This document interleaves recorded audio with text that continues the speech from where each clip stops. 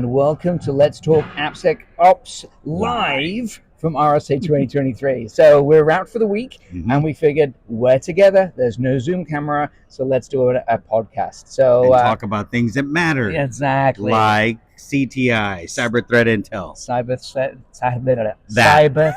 Intel. It's been a long week. All right.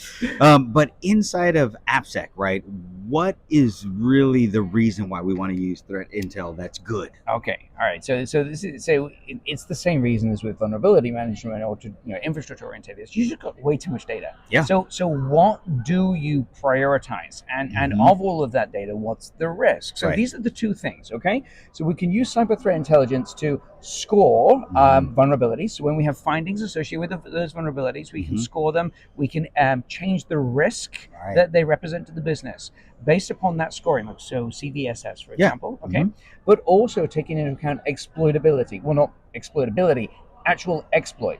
So has it been exploited in the wild? Sure. And if it has, let's prioritize that one higher. It represents a bigger risk for the business. So really it comes down to understanding what the risk to the business is and prioritizing that work. Now there's another aspect though, and it's not technically cyber threat intel, but it's part of applying it. And that's understanding the business context of that vulnerability. That's huge. And we talked about this before, right? So, the front end web app has got a higher priority than the back end data sciences application. So you still want to take that risk and prioritization, leveraging cyber threat intelligence, leveraging your business context, leveraging any additional tool context you can take, and using that to increase the score. All right.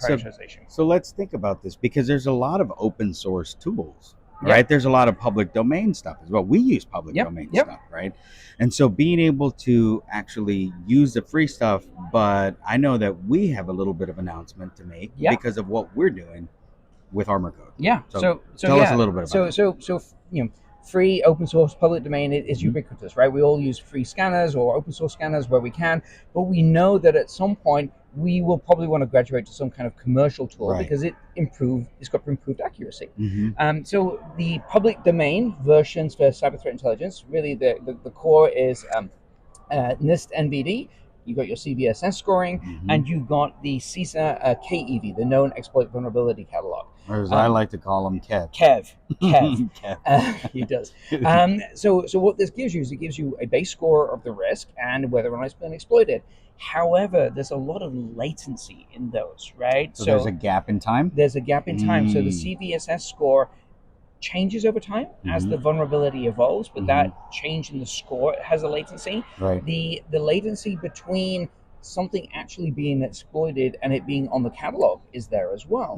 So this is where commercial feats can really come in and help. And this is what we do with what we've launched here at RSA this week, our ArmorCode Advanced Threat Intelligence, or as we like to call it, ATI, the little child we've adopted. I guess. Exactly. ATI and KEV. So the thing that ATI does is it will give you an additional score, and it really is a superset score. So what you do is we're ingesting data from NVD, of course, but we're then looking at dark web, we're looking at other sources, we're trying to understand the predictability of an exploit happening. So, if we see that there's a lot of activity, there's a lot of threat actors, so that's additional context that you need. The more threat actors that are using a particular vulnerability, ransomware exploits, and what have you, that increases the risk, the priority, but also monitoring the dark web, looking to see if it's trending. Because if people are talking about it and it's not exploited yet, probably will be soon. There's chatter on Twitter. Exactly, chatter on Twitter.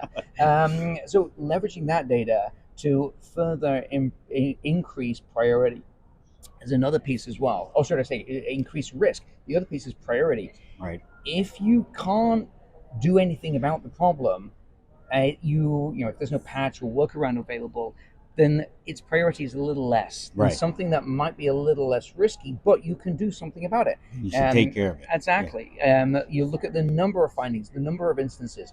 Because the more instances you have, again, the increased priority. So this is how we apply it all to AppSec. And it's why a commercial feed, like what we've introduced with ArmorCode Advanced Threat Intelligence, really gives you the ability to have a more accurate scoring and a more efficient prioritization process. Now, there are a lot of other commercial feeds that are out there as well, and we're adding integrations within the platform for you to bring in your own commercial feed. Just talked about that on the floor. Exactly. In fact, actually, I did a quick run around the floor today, and I did a little profile of our friends from Flashpoint.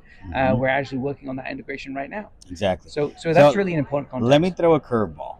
What about the scanner latency? Because I know that exists. There's a gap in time as well. Yeah. Because even though they may be, on the mark, no pun intended, there's still a little gap. So tell me a little bit about that. So there's a gap in the kind of like the data that's associated with the vulnerability itself, right? So the risk score and exploitability. But there's also a gap when a new vulnerability is logged. So when you have a new CVE, there's a time at which obviously the scanning tools have to actually do the work to bring it into alignment. So really, this is where CTI can also help with research, trying to identify vulnerabilities that could potentially be exploited, or should I say are being exploited, but you need to prioritize. So by leveraging the cyber threat intelligence as a research component, you can start searching to say, okay, let's look for certain tools that we know that we leverage, and let's monitor those. Let's kind of create alerts within our ecosystem so we can be proactive while we wait for those scanning tools to come into place. I think Log4j is a prime example, right? Yeah, because it was a celebrity. It was a celebrity as well. It was a celebrity vulnerability. Yeah, exactly. But you're giving you the ability to search the data that you have and surface that a particular CVE, while it might not have a scanner yet, and we know when a scanner's available, identifying a potential area for risk for the business. Right. So really, I mean, I kind of think about it as that it's scoring, it's prioritization, and it's all of those pieces around it. That's awesome. Yeah, cool. So that kind of wraps up our episode for today.